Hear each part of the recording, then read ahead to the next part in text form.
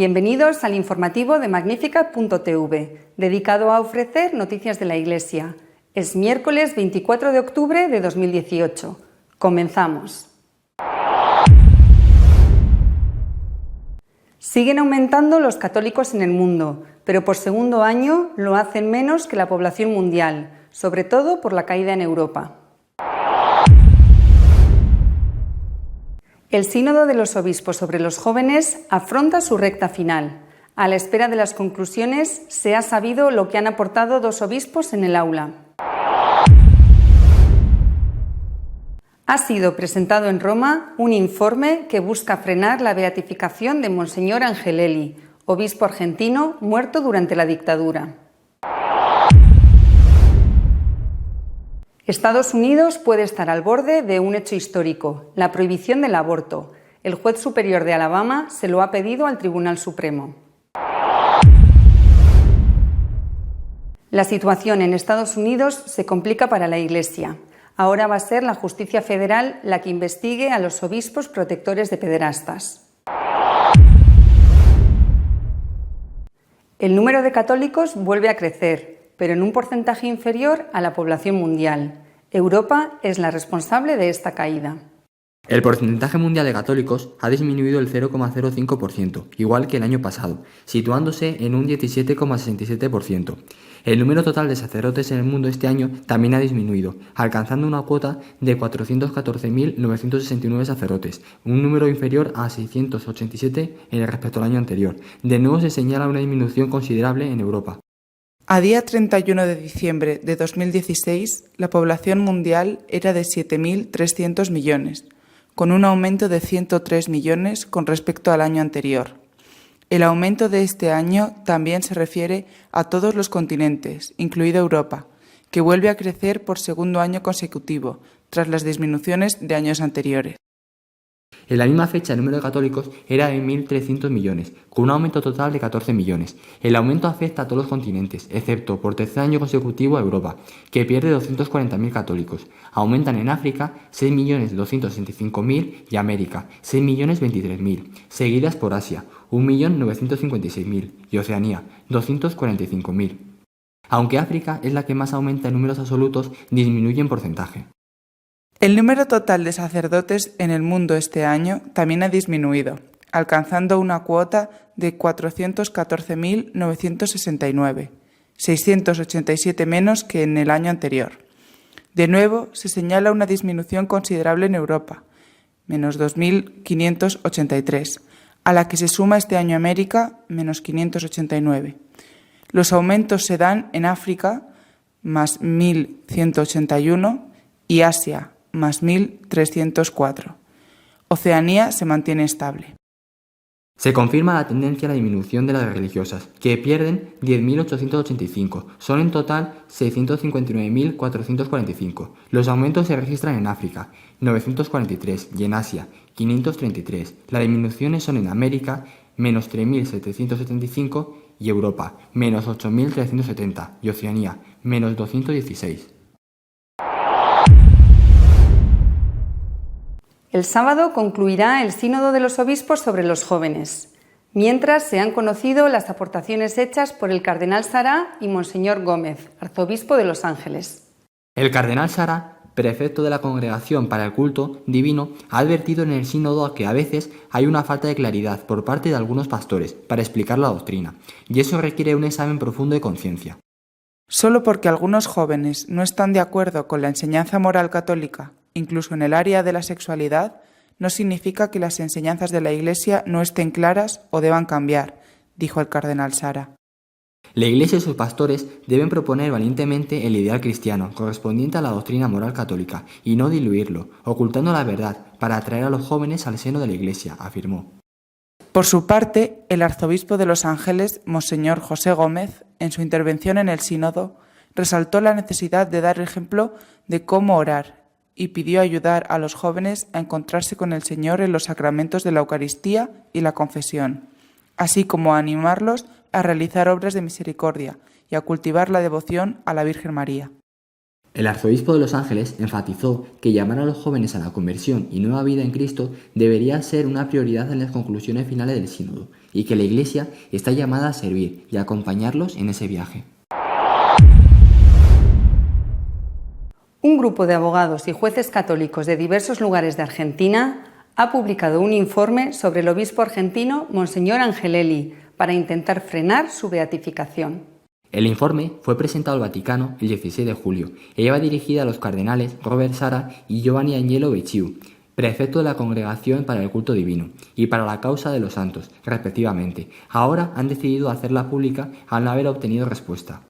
La misiva fue redactada después de que el obispo diocesano de La Rioja, Monseñor Colombo, anunciara el 8 de junio que el Papa había promulgado el decreto por el que se declara que el siervo de Dios, Enrique Ángel Carletti Angelelli, que fuera obispo de La Rioja entre los años 1968 y 1976, habría sido asesinado por el gobierno militar que gobernó la Argentina entre 1976 y 1983 y que su muerte fue causada por odio a la fe. Dado que el reconocimiento del carácter martirial de la muerte de Angelelli dejaría expedito el camino para su próxima beatificación, los abogados y jueces decidieron presentar un informe que pone en cuestión los presupuestos sobre los que se basa el proceso. En el escrito que acompañan con abundante prueba documental, además de poner en duda que fuera asesinado, presentan objeciones a la conducta del obispo, muy próximo al grupo guerrillero comunista de los Montoneros. El Tribunal Supremo de Estados Unidos, de mayoría favorable a la vida, va a estudiar la prohibición del aborto a petición de los jueces de Alabama.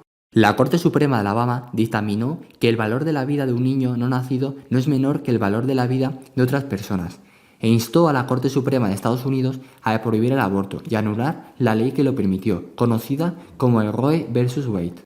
La Corte Suprema de Alabama dictaminó unánimemente, en el caso de Jesse Phillips versus Estado de Alabama, que el valor de la vida de un niño no nacido no es menor que el valor de las vidas de otras personas. En una opinión concurrente, el juez Parker instó al Tribunal Supremo del país a anular Roe vs. Wade. El caso se presentó ante la Corte Suprema de Alabama cuando Jesse Phillips, un hombre condenado por asesinar a su esposa y su hijo antes de nacer, apeló su convicción argumentando que no debía recibir la pena de muerte porque su hijo no nacido, de 6 a 8 semanas, debería no ser considerado una persona bajo la ley de Alabama. La legislatura de Alabama promulgó expresamente la Ley Brody hace 12 años para proteger a los bebés antes de nacer. Según la Ley Brody, la definición de persona incluye un niño no nacido en el útero en cualquier etapa de desarrollo, independientemente de su viabilidad. El significado nacional de ese caso no puede ser subestimado, ya que la cuestión de la persona ha sido el eje del llamado derecho al aborto, desde que el juez Blackmun escribió erróneamente en Roe vs. Wade que los niños en el útero no son personas y, por lo tanto, no da derecho a cualquiera de las protecciones constitucionales fundamentales. Respondiendo directamente a la falla de Roe, la Corte Suprema de Alabama dictaminó unánimemente que los niños no nacidos son personas con derecho a la protección plena e igualitaria de la ley. Con los recientes nombramientos en la Corte Suprema de los Estados Unidos hechos por el presidente Trump, muchos pro vida esperan que finalmente haya llegado el momento que la Corte Suprema de los Estados Unidos anule Roe vs. Wade, permitiendo que estados como Alabama protejan los derechos fundamentales de los niños antes de nacer. La justicia de Estados Unidos, y no solo la de un estado en concreto, va a investigar la corrupción interna de la Iglesia Católica por los casos de pederastia del clero. El Departamento de Justicia de Estados Unidos ha abierto una investigación sobre el abuso sexual contra menores cometido por sacerdotes en Pensilvania, según han informado este jueves 6 diócesis católicas. La investigación es la primera a nivel estatal por parte de las autoridades federales sobre denuncias de abuso sexual y encubrimientos por parte de la Iglesia Católica en Estados Unidos, según grupos que representan a las víctimas. La Archidiócesis de Filadelfia confirmó en su web que recibió una citación de un gran jurado federal. Cooperamos con el Departamento de Justicia estadounidense en este caso, añadió. Las otras diócesis en el estado no hicieron comentarios de inmediato, pero, según indicó The New York Times, todas confirmaron que habían recibido citaciones del sistema judicial federal y aseguraron que cooperarán con la investigación. Un informe de 884 páginas que se hizo público en agosto por el fiscal general de Pensilvania, John Shapiro, Citaba a 301 sacerdotes, algunos de los cuales ya han fallecido, como culpables, pero no juzgaba los hechos, sino que se limitaba a analizar casos y denuncias. Nuestro editorial de esta semana está dedicado a San Pablo VI, el Papa que clausuró el Vaticano II y escribió la encíclica Humane Vitae. El pasado 14 de octubre fue canonizado el Papa Pablo VI junto con otros 6 nuevos santos, entre ellos Monseñor Romero, el arzobispo mártir de El Salvador. Por este motivo, la figura de Pablo VI y sobre todo su última y polémica encíclica Humane Vitae, escrita publicada en 1968, ha sido de nuevo actualidad. San Pablo VI sucedió a San Juan XXIII en el año 1963. Justo el Concilio Vaticano II, convocado por Juan XXIII, acababa de comenzar. Había celebrado su primera sesión, todavía no la segunda, que se celebró de octubre a diciembre del año 64. Es decir, a Pablo VI le tocó la dificilísima tarea de continuar el concilio, clausurarlo, aprobar sus documentos y especialmente ponerlo en práctica, dictar las medidas pertinentes para que aquello que había sido aprobado se pusiera en práctica y no solamente la reforma litúrgica. Una tarea realmente dificilísima. Pero Pablo VI la acometió con verdadera decisión.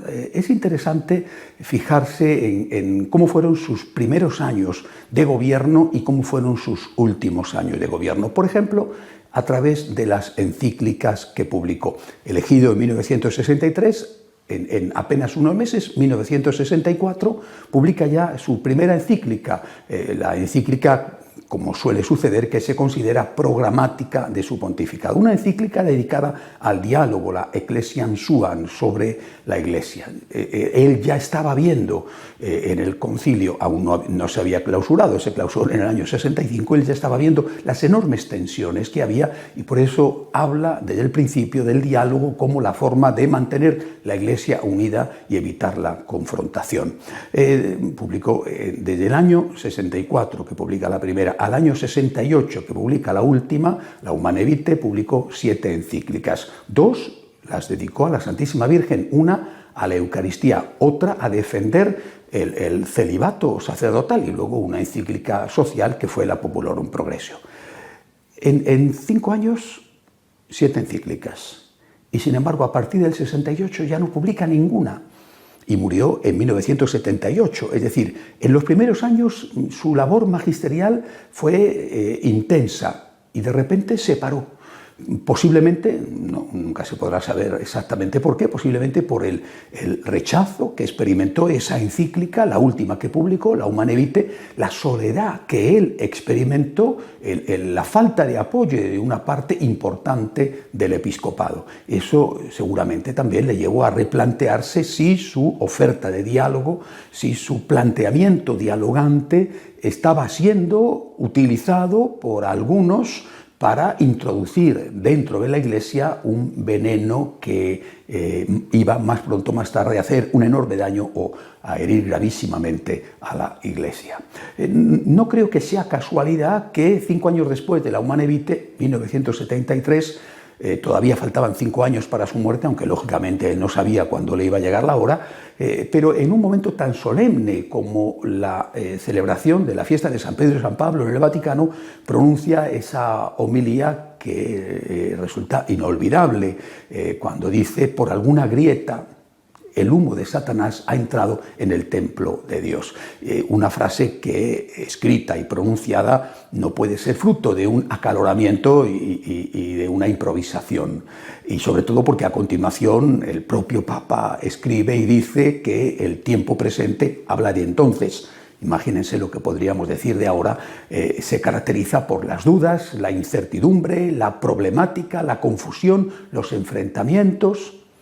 Y más adelante, en esa misma homilía del día 29 de junio del año 1973, quejándose de las deserciones y del secularismo, de la laicización que estaba entrando a chorros dentro de la Iglesia. Pensemos, por ejemplo, la gran cantidad de sacerdotes religiosos y religiosas que se secularizaron en esos años, especialmente en España, pero desde luego no solo en España. Lleva al Papa a decir en esa misma homilía: hemos perdido los hábitos religiosos. Seguramente se refería a las costumbres religiosas, pero también a los hábitos que llevaban los religiosos. Dice, hemos perdido muchas otras manifestaciones exteriores de la vida religiosa. Repito, las costumbres religiosas, pero también la forma de vestir de los religiosos. Es decir, hay un momento en el cual Pablo VI, ilusionado, pone en marcha, clausura el Concilio Vaticano II y pone en marcha el concilio. Hay un momento en que empieza a retraerse. ¿Qué es lo que pasa ahí? ¿Qué sucede para que este hombre culto, un hombre sensible, un hombre delicado en sus maneras, es decir, en sus maneras en el sentido, un hombre fino, un hombre muy bien educado, no es una persona violenta, agresiva, es una persona profundamente respetuosa en el trato con los demás? Bueno, ¿qué pasa para que este hombre haga ese cambio que le lleva a retraerse y de alguna manera, digamos, a meterse bajo su cupulone, así es como llaman los italianos a la cúpula del Vaticano, para meterse allí y limitarse a defender lo que puede defender para evitar que el magisterio caiga en aberraciones que hubieran sido terribles? Al menos eso, que se mantenga fiel a la palabra de Dios y a la tradición. ¿Qué es lo que pasa? Hay que entender el Concilio Vaticano II para entender lo que pasó, lo que sigue pasando. El Concilio Vaticano II, convocado por Juan XXIII, y para sorpresa de los convocantes, se encuentra pronto dominado por una minoría que se convierte en mayoría, es decir, una minoría muy bien preparada, una minoría liberal, una minoría progresista, que se convierte en mayoría porque arrastra a la mayoría de los obispos. Llegado al solio pontificio, llegado a la vicaría de Cristo, el Papa Pablo VI se da cuenta de la gravedad de esto y se dedica a intentar frenar esa mayoría. Era una minoría de élite intelectual, pero que arrastraba a la mayoría de los obispos del mundo para evitar que se aprobaran documentos que no podían ser aprobados porque iban en contra de la palabra, o por lo menos en contra de la tradición. Y les hace saber repetidamente que si esos documentos, tal y como estaban siendo elaborados, se aprobaban, él no los iba a firmar. Se produce entonces un diálogo entre la mayoría de obispos y el Papa. Y el Papa consigue que determinados documentos moderen sus planteamientos. A cambio, cede en todo lo que puede ceder, precisamente para no ceder en aquello en lo cual no podía y no debía ceder. Y así surgen los documentos del Concilio Vaticano II. Son documentos firmados por el Papa, son por lo tanto magisterio de la Iglesia y son el fruto de un consenso, es decir, de un diálogo y de un acuerdo entre una mayoría episcopal y el Papa Pablo VI, que tenía también un nutrido grupo de obispos, por supuesto, que le apoyaban. Así surge el Concilio Vaticano II. Pero es que inmediatamente después del Concilio Vaticano II, la letra del concilio, los documentos del concilio empiezan a ser olvidados, arrumbados, y no digo criticados, pero sí dejados de lado. Y son dejados de lado precisamente por aquellos que no se les caía de la boca la palabra Concilio Vaticano II. Es decir, los que más hablaban del concilio eran los que menos querían aplicar el concilio. ¿Por qué? Porque ellos estaban en otra cosa, en lo que pronto se denominó el espíritu del concilio. El espíritu del concilio era una nube, era una teoría evanescente, no concretada, imposible de concretar en una teoría escrita que después pudiera ser aplicada formalmente, pero en nombre de la cual, en nombre del espíritu del concilio, de esa teoría evanescente, se hacían los mayores desmanes litúrgicos, morales e incluso dogmáticos. Todo el mundo apelaba, muchos apelaban al espíritu del concilio, no a los documentos del concilio, que es a lo que había que apelar, sino al espíritu del concilio, un espíritu del concilio que era claramente en ruptura con la tradición e incluso con la palabra de Dios. Esa continuidad que siempre quiso el Papa Pablo VI y que se consigue en el Concilio Vaticano II, ese ceder para no romper en aquello que se puede ceder, pero no ceder en lo que no se debe ceder, eso desaparece con la aplicación por parte de muchos del concilio en lo que se llama el espíritu del concilio. Es este espíritu del concilio el que aparentaba y parecía que estaba gobernando la Iglesia con un papa, repito, que desde el año 68 deja de escribir encíclicas, que en el año 73 dice el humo del infierno ha entrado dentro de la Iglesia y que hace una resistencia numantina para que al menos el magisterio del Vaticano sea fiel a la tradición.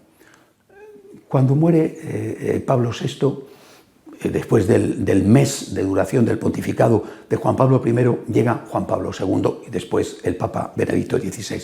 Y ahí da la impresión de que el espíritu del concilio le ha llegado su última hora. Juan Pablo II aplica el Concilio Vaticano II y Benedicto XVI exactamente igual. Y lo aplican ambos, Benedicto XVI lo dice clara y abiertamente, lo aplican en continuidad con todo el magisterio anterior y con la palabra de Dios, como tiene que ser. Hay que aplicarlo en continuidad y no en ruptura. No puede ser que en el año 1965, final del Concilio Vaticano II, empiece otra iglesia. Hay una iglesia desde Nuestro Señor hasta el 65 y hay otra iglesia a partir de ese momento. Si eso fuera así, simplemente la iglesia que surge desde ese momento ya no sería la iglesia católica, apostólica, una y romana. Tiene que ser el concilio aplicado en continuidad. Pues bien, dio la impresión de que durante el largo pontificado de San Juan Pablo II y el más breve de Benedicto XVI, ese espíritu del concilio estaba llamado a desaparecer. No fue así. Se camufló. Logró pasar más o menos desapercibido, aunque se siguieron haciendo muchas barbaridades, pero ya no tantas, en nombre del espíritu del concilio. Se camufló. Las personas que comulgaban con eso se cambiaron fácilmente la chaqueta y parecieron los mayores entusiastas y defensores y leales colaboradores de los dos papas, San Juan Pablo II y Pablo VI, hasta que en nuestros días el espíritu del concilio ha vuelto a resurgir con toda su fuerza, incluso con más fuerza que antes. Algunos piensan que estamos en una época de confusión. En ciertos aspectos es así, pero en otros no, porque creo que hoy hay más claridad que nunca. Hoy se sabe quién es quién y dónde está cada uno. ¿Quién está de verdad con el Concilio Vaticano II? ¿Y quién está con ese llamado espíritu del concilio que es su peor enemigo, mucho peor que los tradicionalistas que rechazaron el concilio? Ese espíritu del concilio que no tiene nada que ver con el Concilio Vaticano II, sino con lo que algunos quisieron que hubiera sido el Vaticano II, pero que no fue. Derrotados por la firmeza de Pablo VI, han pasado su factura de venganza y están llevando a la Iglesia a esa situación que en el 73 ya Pablo VI describió como que el humo del infierno había entrado dentro de ella. Pidámosle a San Pablo VI que desde el cielo proteja a su Iglesia, que el concilio sea aplicado según el concilio y no según las teorías de algunos que rompen con la tradición y que no aplican el concilio en continuidad con la palabra y con el magisterio precedente. Hasta la semana que viene, si Dios quiere. Si desean estar al día de lo que va sucediendo en la Iglesia, pueden hacerlo en nuestra página web de noticias católicosonline.org. Hasta la semana que viene, si Dios quiere.